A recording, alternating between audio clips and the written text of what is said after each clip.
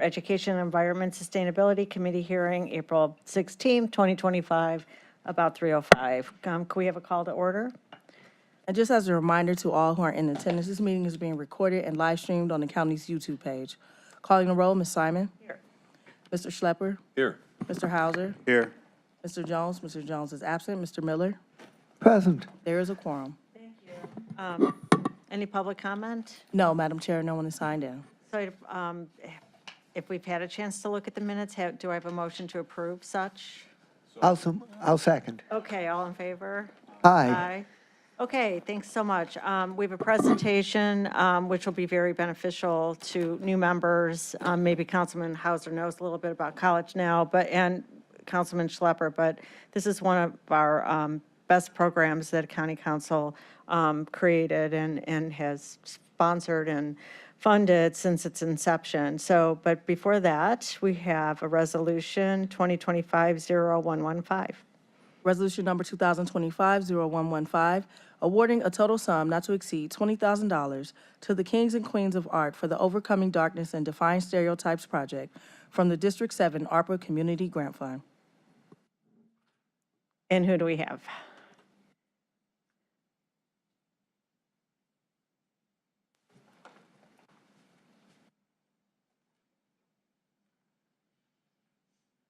Good afternoon, everyone. Good afternoon. Good afternoon. Welcome. Hi.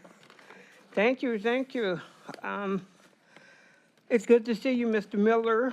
It's been a while since you've seen me. You were a staunch fighter for the Women in Transition program at Tri-C, so it's been a while since I've seen you. Nice.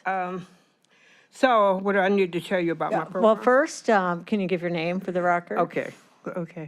My name is Gwendolyn Garth, and I am founder and owner of Kings and Queens of Art. I am an artivist, living in the central area, but I do my work all over Cuyahoga County, really, at events with my art, really taking it out.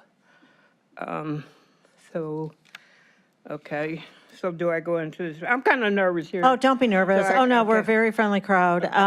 So we just, so in front of us, we have a resolution to award your organization $20,000 from District 7, which is Yvonne Conwell, our Vice President. And if you want to just tell us a little bit about what the project would, what it is and how the money would be used.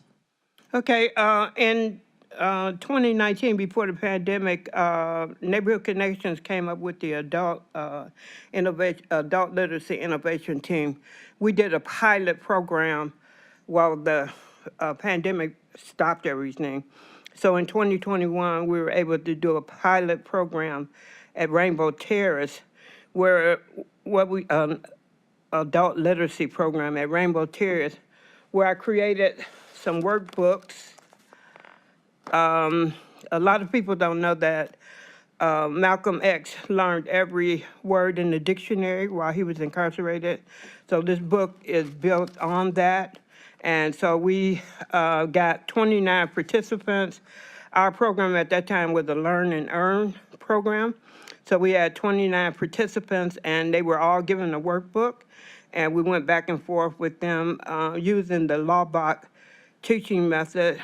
And if they filled up their whole book at the end of 26 weeks, they received a gift card of $260. So that program, we do have videos for that. It was a success, and it let me know that this will work. So, and I was really stuck on it after seeing the video of what Castro did in Cuba in the literacy campaign in 1961, where he raised the literacy rate to 100%. And so that was like stuck in my spirit. And I'm like, why can't we do that here? Okay. So I was pursuing, I finally got a bus from the Art for Justice Fund in 2023.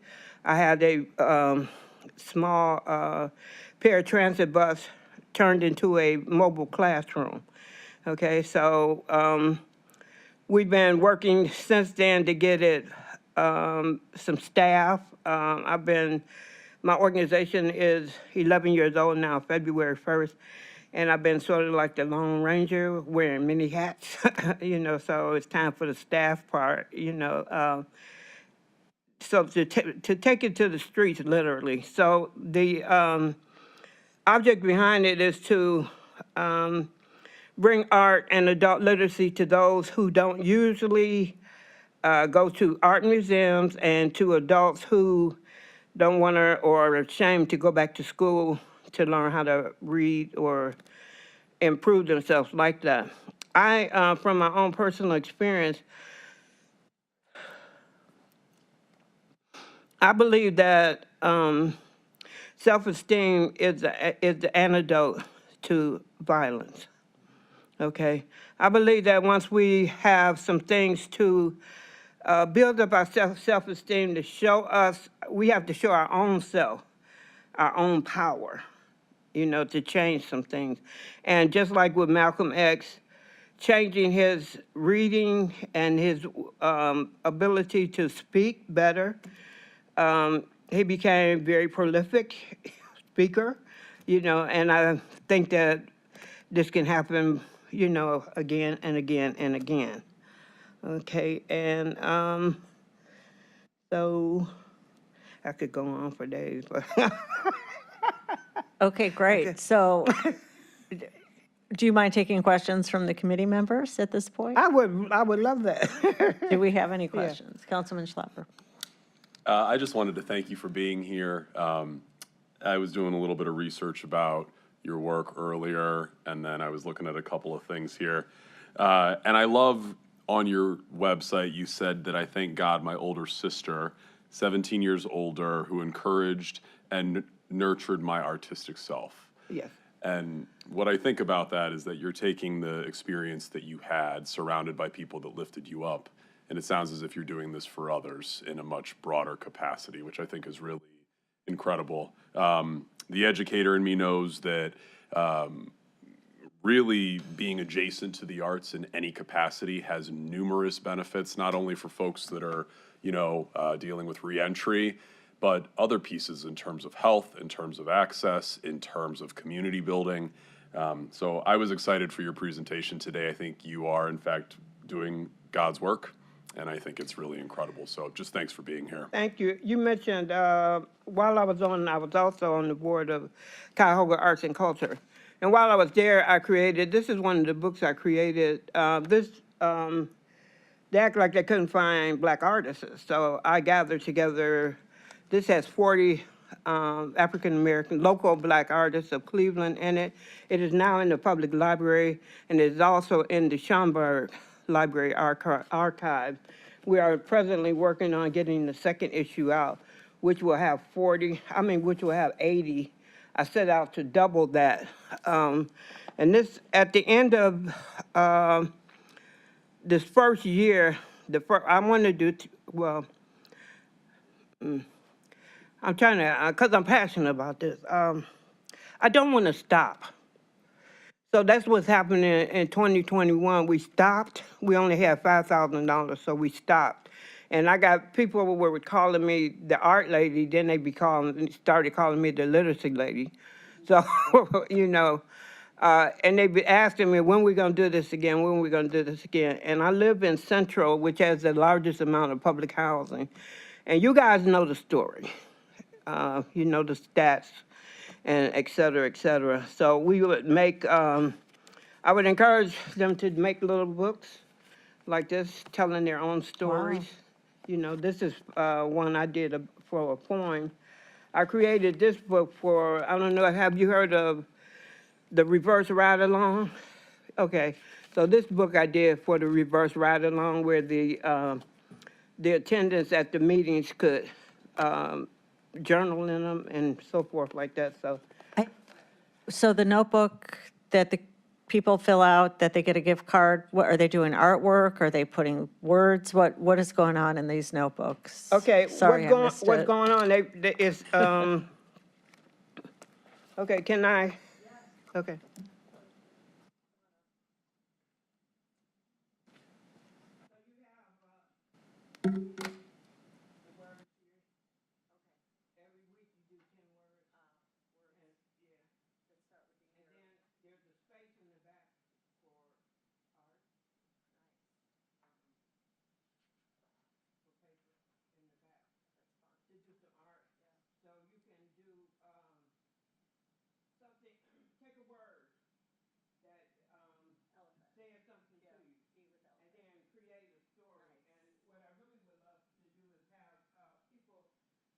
telling stories. They love to, especially kids, just like kids, though I think we're the child in us. We love telling stories, so this is a good way for, art helps calm you for stress and whatever. And I'm a creative journalist, and you've read my story that I'm 26 year. I have 26 years of uninterrupted sobriety, and I am a returning citizen also, and I've been home since 2000, and I've been doing this work out here since then, and I believe in it, and it keeps me alive, and I think that we have to give back. We have to give back. We're not islands. We all have to, I think we should. And then I'm 73, and I'm looking at what can I leave behind? What can I do? And Cleveland is my hometown. I love it. I've been other places, but it's nothing like seeing that terminal tower when you're coming off the highway and knowing you're at home.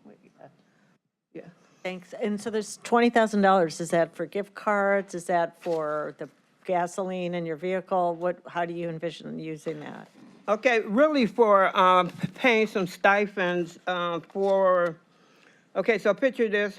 I'm working on a contract now, I forgot to mention that, with the Cleveland Public Library. And they want me to go around to the different libraries, so that would broaden the scope. But picture, we pull up to a parking lot. We got spoken word artists and visual artists. I got all of that equipment, and people just enjoying themselves and getting interested. I think the first year will be used as a pilot program to get people excited and to know that we are alive, that we're here, for them to call on us. I want to leave in each place according to what the library wants me to do. But I would like to leave at least 10 handmade. I do these myself. I put them together myself. 10 at each place that I stop. Try to recruit at least 10 people. And I don't know if you're familiar with the Laubach method of tutoring, which is it's more like one-on-one kind of thing where you get to learn the person's reading habits and stuff like that. And I've had phenomenal, and I know it's strange. I've said that God would have me do what He made me to do, because while I was incarcerated, I was a tutor, and I worked in the art room. So so I believe I got to do this. Great. Yeah. All right, thank you. What a great idea. Any questions from the other committee members? Okay. So the process here is we're going to take a vote in this committee, and I anticipate we'll approve this resolution. And next what will happen, it will go to the next two council full meetings to be read for a total of 3 times. And at that third reading, the whole council body will consider approving it, which I expect they will. Okay. So it's just going to be a couple weeks till this gets done, and then the staff will get a hold of you about how to process the request. Okay. Thank you all for hearing me, listening to me, and helping me overcome this nervousness. Oh, good. here. It wasn't so bad, right? Right, no, it wasn't. It wasn't. All right, thank you. All right, can I have a motion to move this out of committee with the recommendation of approval for 3 readings? Okay. Second, all in favor? Aye. Any opposed? Okay, thank you so much. All right, next item is our presentation from an update from College Now, Greater Cleveland. Kitty and Bob.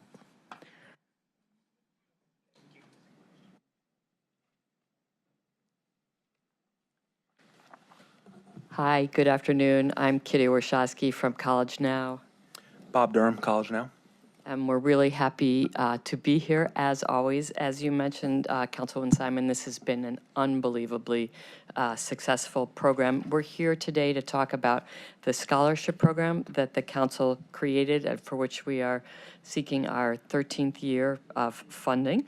And then we also are here to talk about a more recent program that the council funded, the debt completion and the scholarship, the debt repayment and the completion scholarship. Great. So So- we'll take which, We thought And- maybe we'd start with the regular scholarship Okay. program, and just, Councilman Hauser, Bob and I were trying to remember, you're pretty familiar with our work? Yep, that's what I thought, okay. And I know, obviously, I know Councilman Miller is, and you are, Councilman Simon, and we've had an opportunity to meet with Councilman Schlepper, so we'll just dive right in. We have, our data is always a year delayed, so the data that's in your report is through the 23-24 school year. Kitty, if I can, I just wanted to let the new members know, kind of semi-new member to my left, that this was mandated from the county charter, that the county council, we had two charges. One was to establish an education program, and this was the inception of that program 13 years ago. And council has created this with Julian Rogers, former councilman, and we've been able to really expand and make sure this stays stable in the county budget. Thank you, that's extremely helpful background, I appreciate it. And the fact that it's been in existence for so long means that through the conclusion of last school year, 855 county high school graduates have received scholarships. And of those, 78% at the end of last year were either graduated or were currently enrolled. And, these are just phenomenal results. Just as just by way of sort of reminder and a comparison, nationally in the United States, regardless of your income or your geography, an on-time 6-year graduation rate hovers at about 62%. The same is true for the state of Ohio. And if you are Pell eligible, like these students, your graduation rate in a given year, again, hovers between sort of 45 and 48%. So we are just thrilled. And as you will see as we go, if you look, the most recent cohorts, I mean, the results are unbelievable, in the 90s. And we added some information this year on the page 1 of the report, just to put the importance of this scholarship into context when you think about the fact that in Ohio, in-state post-secondary tuition and fees at two-year institutions are the 10th highest in the country, and they're the 13th highest for four-year publics. This is obviously, it puts an enormous burden on students that are already facing a lot of economic barriers, among many other barriers. And of course, not surprisingly, since the cost is so high, what we see happening is that we have the 6th highest rate of loan borrowers in the country, and all the issues that having student loan debt brings with it, and the challenges that that accompany that. And of course, we work with individuals who do have student loan debt, but the goal of this scholarship program is to help ameliorate that so that we don't have, students aren't facing that. What our request is this year, again, to council, is the continuation of the program with a request of another $500,000. We have, which will award approximately 70 new students who are currently in their last few weeks of their high school senior year and who will begin attending a public or private university in Ohio starting in the fall. The scholarships we request to total up to $8,000 in total, so over 4 years, up to $2,000 a year. The scholarships come after a student receives a Pell Grant, the Ohio College Opportunity Grant, and any institutional aid that they may have. These scholarships, like all of College Now scholarships, are considered last dollar, so they will cover any part of the cost of attendance, whether that's the actual tuition and fees or books, room, board, et cetera. And as has been the case also since this scholarship's inception, all recipients are paired with a mentor through College Now's scholarship program. So as you'll see, if you start looking through the report, we've provided a lot of this information now are closed cohorts because the kids have graduated and it's more than 6 years. But if I can direct you really to pages 3 and 4, you will see just how phenomenally these these students are doing. And particularly, it's interesting, given that we were worried coming out of COVID what this was going to look like for these students, and they've really been remarkable.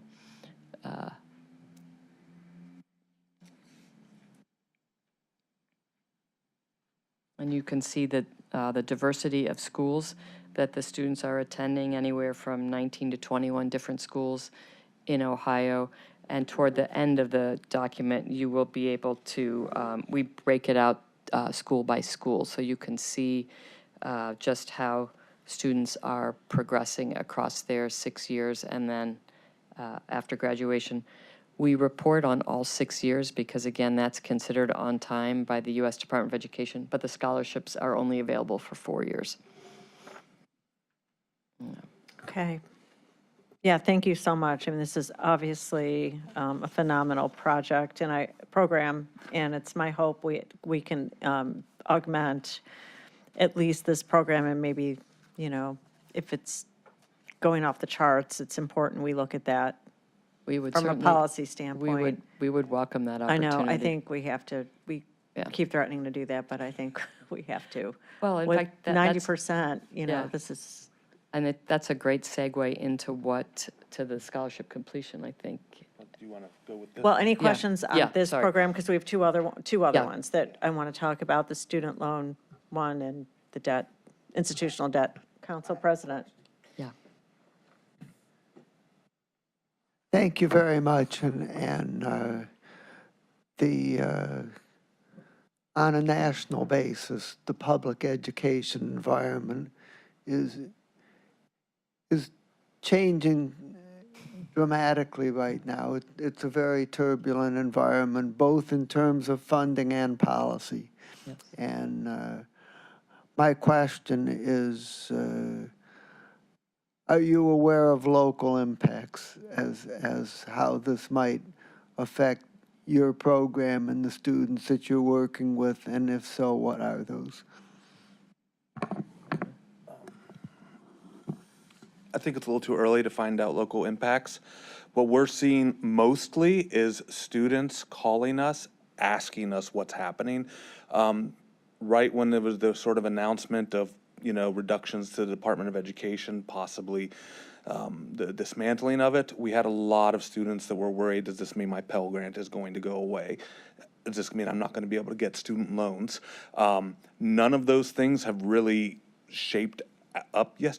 I don't think, personally, that Pell Grant and student loans are going to stop. But I do think support for students as far as the services they receive in regards to their student loans is going to go. It was already not the greatest customer service. I think you can see some real challenges there. Institutions, I know, are having to shutter certain offices, which provide support, especially to a lot of these students, students from low-income backgrounds, which I do feel is going to be harmful to a lot of the students we work with. We will continue with the mentoring program. I think it's very important now. In fact, we just did a study of our mentoring program to see how we can be more impactful, because students are going to need more support, because I don't think the colleges are going to be able to, at least right now, I think there's concern whether the college is still going to be able to provide some of the same supports they were in the past.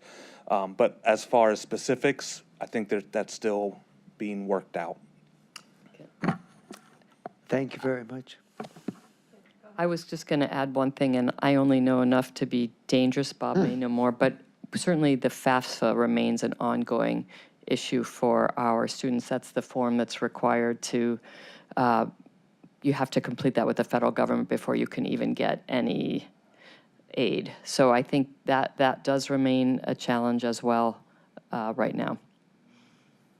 In what regard? I think perhaps in two ways. I think there are fewer people at the FAFSA call center available to answer questions. And I think there's some question, if you are from a mixed status family, what that looks like. But again, I'm not directly with students, and so Bob would be. I think when she means mixed status, maybe the student is a citizen, but one of their parents is not.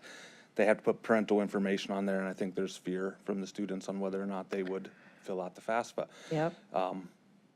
And it's a real fear right now. I don't think we know exactly what's going to happen. So I do feel there will be students that are eligible for this scholarship that won't even fill out the FAFSA because it'll make them, without doing that, it makes them ineligible because we do require Pell eligibility. But, you know, Okay. I think there's a lot of uncertainty for a lot of our students right now. And in the best of times, it's still a challenge to go to college. I mean, we have lots of students who are eligible each year to go or ready for college that don't go.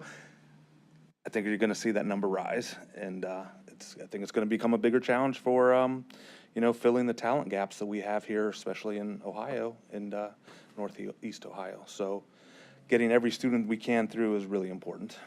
Yeah, I'm even seeing students choosing not to go to the Ohio State or these, with the DEI restrictions now. There's some boycotting of state schools here, and it's just, I guess they want us dumb. That's what I think. What? No guessing. No guessing. That's the goal. Okay, Councilman Hauser. Just a quick question through the chair to the speakers. You talked about the gap in jobs, and so I guess I was wondering, does College Now work with our like workforce community to help place students after graduation, or is that not something that the organization does or focuses on? We don't specifically have programming in that situation. We do, through our mentoring program, do a lot of supports, like we have resume fairs. So we'll have local partners in our businesses let us borrow some of their HR professionals to review students' resumes. We also promote internships and things, because I don't know how familiar you are with our mentoring program. It's based online, most of it, through a platform that we basically send a curriculum through for students and mentors to talk about, but then we also are able to upload job opportunities or shadowing opportunities. So through that way, we do it. And then we also have partnerships with a lot of different organizations. For example, Ohio Means Jobs, YOU, Magnet, things like this, to try to help students navigate career afterwards. And a big focus we want to do in our advising side in high school is to make sure when they're going off to school, they're going off with a purpose. Because we do see that that not only affects results after they go to college, it affects the results while they're in college. If a student knows why they're there, they're much more likely to be successful. So we're trying to get much younger in our work in the high schools and even in the middle schools so they can create a career plan.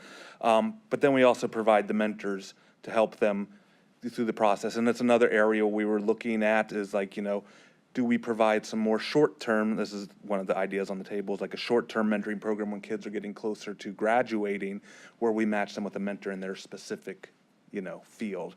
And we've also been recently started a pilot for adult mentors, which is very focused on careers, where our adult students, scholarship recipients, get matched with mentors. So we are very involved with that, but we don't actually track employment. We don't actually like set up employment and things like that. We count on the great partners that are already here in Northeast Ohio to help us with that.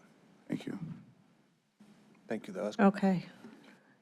I just had a comment, if I could, through the chair. Also, thank you for being here. I, once upon a time, was an educator and have worked in the space. I wanted to just shed a little bit of light on some of the value-added propositions that your organization brings to the table. And I did a little bit of research on some of the graduation rates of the institutions that you partner with, specifically here in Northeastern Ohio. And with the exception of John Carroll and Case Western Reserve, you outpace graduation rates for every other institution within 150 miles of downtown Cleveland. That's a really fascinating and helpful statistic. It's a bit of research we haven't done, so thank you. And that's, you know, looking at 4-year and 6-year graduation rates. So at the end of the day, you know, if anybody is questioning the value of your organization and the transformative work that they're doing, the data doesn't lie. I mean, you know, Cleveland State's graduation rate is 31%. Tri-C's graduation rate is 24%. In some instances, your organization is outpacing those rates 2 to 1. So at the end of the day, you're doing something right? And I think in many instances, a lot of these institutions could learn from not only the services and the supports that you provide, but what it means to have true wraparound services, right? And obviously, we only have so much that we can do. But I think that your organization and the work you do is incredibly impressive, and I'm happy to be here and to support it. Can I comment on that for a course. second? Because I do want to College Now is happy to take all the credit, but we have started partnering very closely, especially with Cleveland State and Tri-C, which has really helped the success of our students. For example, we have 5 success coaches that are actually on Tri-C's campus that work for College Now that are there to help the Say Yes scholarship recipients. In particular, it's through the Say Yes program, help those students get through those boundaries. So the college partners have also been very willing to come to the table and say, hey, what can we do to get these students through? Because they see the challenges these students are facing as well, and they want them to graduate. So our higher ed partners have been a huge help, and it's really grown, I would say, over the last 5 to 6 years. So That's amazing. Yeah, and you are right. The challenges are unprecedented at the moment that students are up against. In the best of times, it's very difficult to navigate. And as costs continue to rise, Cleveland State and Tri-C are really going to be important here in the Cuyahoga County, Northeast Ohio area they're going to be the place that students can afford to go to because they can commute. Thank you for noticing that, but I'd also want to give a shout out to our partners. Okay. So there's nothing that we need to vote on, but we will need legislation, like immediately after we look at the Exactly. numbers, I right? think Okay, so that's forthcoming. Okay. Exactly, so that's up to, I think we've worked with, maybe with Joe and Janine. Well, and, yeah, I'll- you'll do the behind-the-scenes magic. So the next 2 programs came out of discussion I had at the time with former Executive Budish. I wanted to find a way to forgive student loan, have a student loan forgiveness program at the county. But it was so large and so vast, it was impossible for us to do what needed to be done to have those loans addressed. So these 2 programs came out of that with a partnership with Executive Budish, former executive, to fund almost $2 million of some ARPA money, some budget money that we put together for these 2 programs as a way to address some of the need. So that's what you're going to hear about next. Yeah, please. So we'll talk about there was 2 main components to this project. There was what we called the Cuyahoga County Completion Scholarships, which was really set up to focus on students from very low income backgrounds from the county that were attending schools in public schools in the state of Ohio. And what we created was a $2,000 scholarship, what we called them finish line scholarships, because through the research, we found that students were running out of money as they got closer to graduating. They usually got their award as they went into their freshman year, and colleges didn't increase those awards, but they did increase tuition, fees, room, board, all of those other costs. And we were seeing a lot of students being, basically the last year or 2 coming to us, be like, I can't finish, and so this was a sort of a mass project where we partnered with all of the state institutions where they sent us the rosters of the kids that qualified, that basically I think it's $35,000 or less financial as family income. So we're talking the very highest need students from the county that were in their junior or senior year. First year we did this, we funded 305 students to about $600,000, and we're happy to say that 34% of those students have graduated, which is fantastic. And just to add on to that, 139 of them are still enrolled, so they return for their 4th and final year. Yeah. And so then we did it again through partnership with this, the colleges. This year we 252 students at 500,000, and we're hoping we'll see big graduation numbers in the fall. We can see that number to continue to grow. And we also provided some statements from some of the students that received this funding. Because this was really out of the blue. The students, students thought we were lying. There was like, how often do you hear that somebody's just gonna give you $2,000, And it was like, no, legit. And it was like, for nothing. Like, no, you did lots to earn it. It's just like, we're not asking you to do anything more other than just keep doing what you're doing. So we, the statements you can read there that we attach, but it's a really great program. And we're hoping, to continue to provide these. College Now recently started providing some of our own sort of upperclassmen, we call them, scholarships, based on, sort of some of this research that we did. It's a much smaller number, so you guys are having much more impact. But I think it is also something that we're talking with our national partners about this program, because this is an issue all over the country. It's just not an Ohio thing. So this is one of those areas where I think the county and the council, sort of thought leaders in this area, we got to get these kids through. Going 3 years and dropping out, it's terrible, because they're going to have to pay their student loans back even if they didn't get a degree. So that program was great. And then along with that was the debt repayment program. We couldn't really address student loan payments. It was just student loan debt. Oh, let me go back to this one. This was also in an attempt to reduce student loan, because when students can't pay those bills their junior and senior years, they borrow more loans. So this was to help them try not to take on more loan debt. So when they're graduated, they can become, productive taxpayers and not just loan payers, And then we also created this debt repayment program. And when we say debt in this program, it is institutional debt. It's not student loan debt. It's students who did not complete their degree and withdrew from school and owed money to the school that they were at and could not re-enroll because the money they owed. If you don't know the rules are that if you owe money to an institution, you cannot go to any college and get financial aid. So it's pretty much keeping them from going back and finishing their degree. So we came up with this idea of, if we had county residents, and Councilman Simon helped us build this, and it's been huge successful. But county residents who want to go back to either Cleveland State or Tri-C, we would pay up to $2,000 in past debt at an institution in Ohio that would be keeping them from school. So the way we set this up was the students had to owe $2,000 or less. They had to meet with our adult advising team, and basically make sure that they're got everything ducks in a row, have them enrolled in this school, because we partnered with Tri-C and Cleveland State, and they were working with the students, letting them enroll, providing us with the enrollment verification. Once we received that verification that the student was enrolled in classes, we could pay off the past due debt. It was a challenge to get this going. I mean, and I think you'll see the first year, 46 students received $46,000. So that's really what made this so unbelievable. I know what we're talking about is it wasn't large amounts of money that was keeping students out of school. This year it was an average of $1,000, that first year. This next year, which we're in the middle of right now, 69 students, less than $1,000 a student. But it was enough to keep students out of school. If you're telling a student that is a person who has no money, wants to go back to school and get money, and tell them it's going to cost you $1,000 out of pocket, it's the same as asking them to tell them it's $1 million out of pocket. It's like, if you don't have it, you don't have it. And it's really started to pick up speed, because we're still in the middle of this with 4 months left in our academic year. We're already up to 69 students. So we have had 15 students enroll.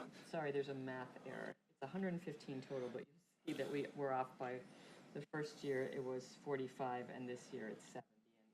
Oh, okay, sorry. Sorry. So Yeah. we pay very close attention to the numbers. Yeah, but 115 students went back to school. 3 of them have already graduated. I mean, that's huge. And we've got students coming back for their second year and starting out in the fall. It's been hugely successful. That being said, we asked for a whole lot of money for it, thinking it would just explode. But like with anything, it's taken us some time to get it rolling. So we did put a request at the back end of this, is we still have some unused dollars and how we can possibly use the funding in the future. We still have, close to $1 million left of the funding.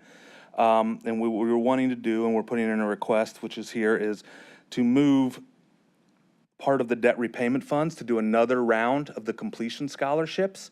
So we can do another round of that, which would still leave us with, about $200,000 or more to continue to do the debt repayment. We were shocked how low the debt repayment payments are. I mean, we were seeing like $100, $150, but once again, it's too much for them to do it. The other benefit we think we have is we're requiring them to come meet with our advisors, the students are in debt, so they're better prepared when they go back.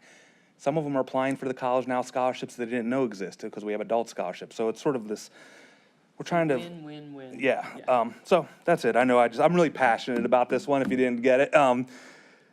I work a lot with adults. Prior to my previous life, I was a children's services worker, and everybody said, oh, that must have been a terrible job. I was like, it wasn't a terrible job. 90% of the families I worked with weren't horrible human beings like they show on TV. They were families that were just struggling to make ends meet and needed a little help. And this is like the type of program I think that can really push students over the finish line and get them to be able to help their family going forward. Yeah, Bob, thank you so much. And it's it was an experiment to some extent, the pilots, to see what, and it's hugely successful on both ends, in both different ends, ways. yes. I really appreciate everything you've committed to making this work. And I'm right as well with the institutional debt repayment.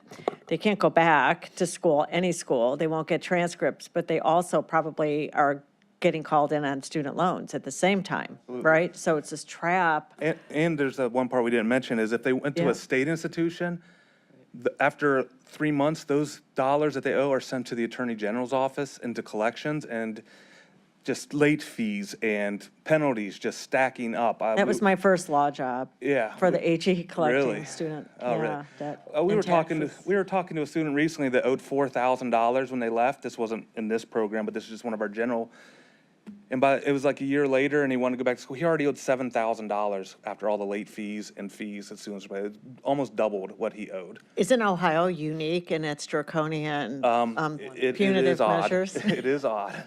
Yep. And it's required by the state schools. Like, I don't think the schools necessarily love the idea of that, but they're required, since it is a state institution, to follow state rules.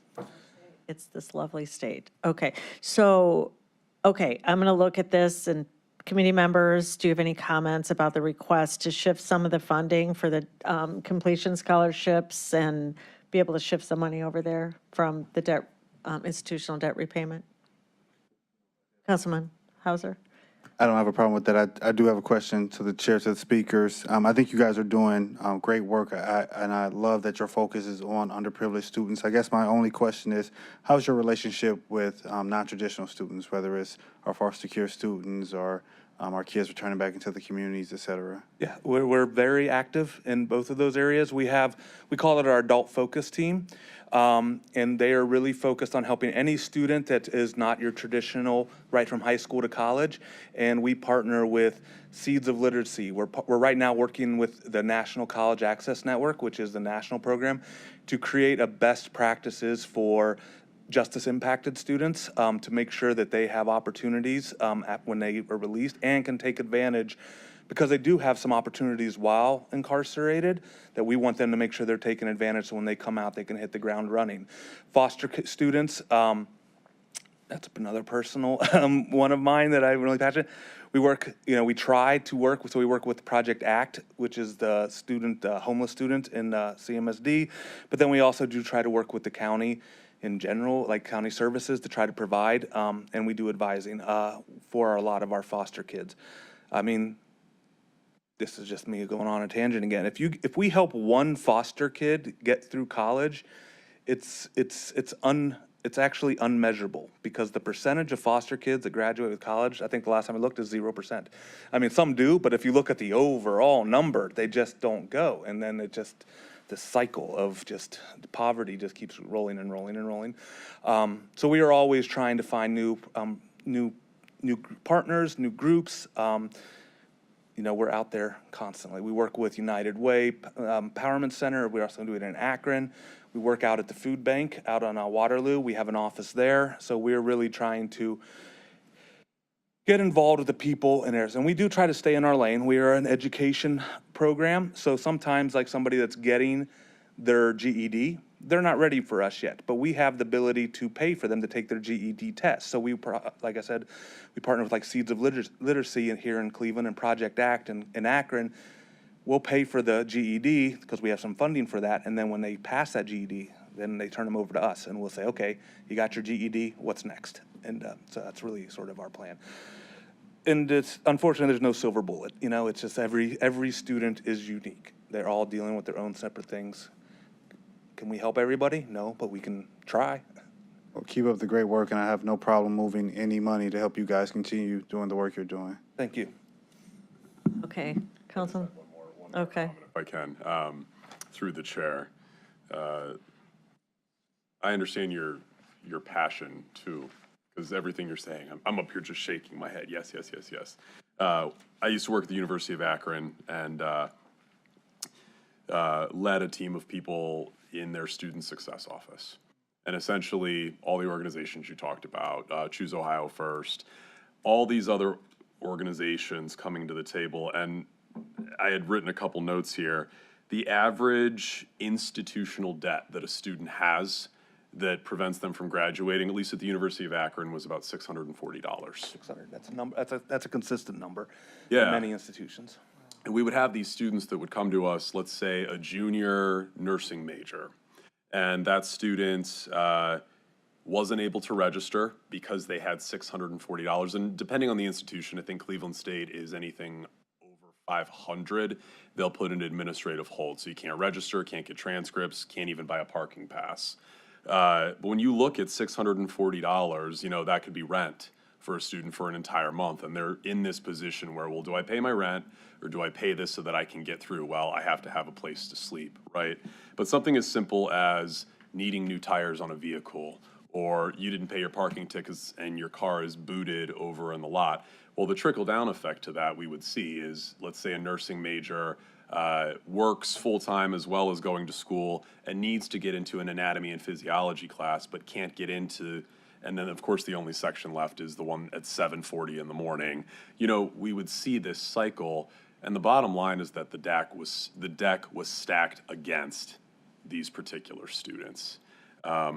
And we continue to see it. It really hasn't changed. So to me, you know, I'm a big believer in find a way to say yes, right? If it's a flick of a pen, $650, the fact that a dollar amount that small could change the trajectory of someone's life. In my mind, there is no answer but to say yes. So again, through the chair, any shift in funding or anything, I would be proud to support. And I did also want to again give a shout out to our partners, Coyote Community College and Cleveland State.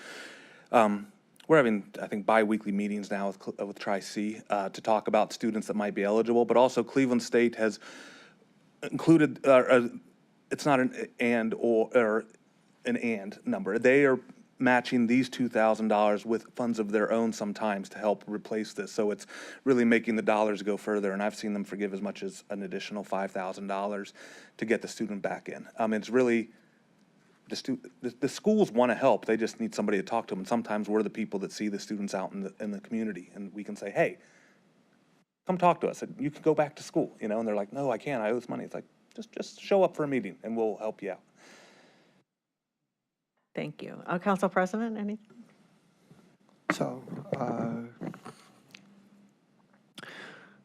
the county is currently facing a $25 million operating deficit, and we're looking for any ways that we can find general fund money to reduce the deficit. But I don't think this is the right place to look.